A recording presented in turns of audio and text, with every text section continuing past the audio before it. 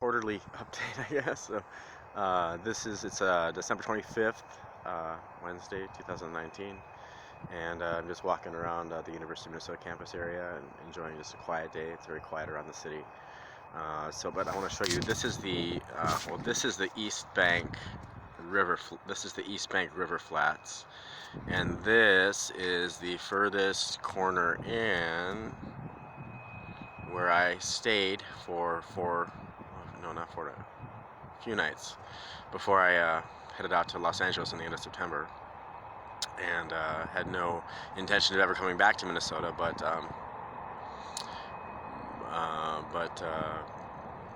there were some very, very transformational experiences, and it was a miracle to get back to Minnesota, although the experience has been very difficult since I've been back. But with what I learned, I felt maybe I should apply what I learned in my experience back into how I can make more of a life for myself in a city that I'm much more familiar with. So let's just do There's the Ted Mann Concert Hall at the West Bank, University of Minnesota School of Music area. There's behind is Middlebrook Hall, where I stayed for one semester while I was in the School of Music theory program at the University of Minnesota. And this is the Fairview Riverside Medical Center, or University of Minnesota Medical Center Fairview campus. And when I got back from Los Angeles, I basically was on the streets for 4 nights because I didn't have any place I could go. No, I couldn't get in anywhere. Didn't really want to talk to anyone. I just kind of wanted to be back in the city and be left alone. And it was not easy. And sometimes I got a lot of mania, very manic. So I walked into Fairview Riverside Medical Center and checked myself in. And over there. And I was there for 53 days, and it was a very, very, very difficult, arduous. I wouldn't wish it on anyone. It was the most sedentary, like, feeling of going into eternity in that kind of experience. And then a window opened finally, and after 53 days, I got some other housing. So I'm doing better. My meds are more stable with my meds are working pretty well, and so I came back, and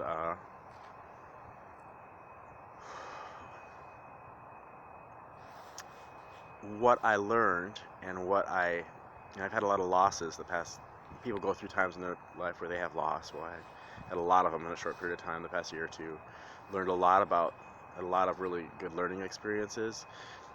But I just want to say, like, if you lose someone and you appreciate what you learned, even though it's painful in knowing that person, it's worth it. Like, for me, I really appreciate that I had the opportunity to meet some of these people and to be a part of other people's lives in a way that I learned so much about myself that maybe I already knew, but just kind of like was validated through the experience of knowing them. And when you lose people that you have pain but appreciate that you know that, like, you got something out of the experience that you can feel good about, that's a loss in my book that is a win, actually. So as long as you can give yourself the opportunities to take what you learned, like, and maybe apply it to be more effective in your own life or something like that. But what am I saying? Oh, this is some stupid guy at River Flats telling you this. But this is where I stayed. I slept right here in the car. No one bothered me, and I just wanted to be left alone. I had all my stuff all ready to go to LA, and then around the end of September, I could take that train 3 days out to LA, Empire Builder out to Washington State, and then down the Pacific Coast. And I have content about the experience. I wrote a short story and I published it. It's on lulu.com, and it's a set of little stories all joined together. And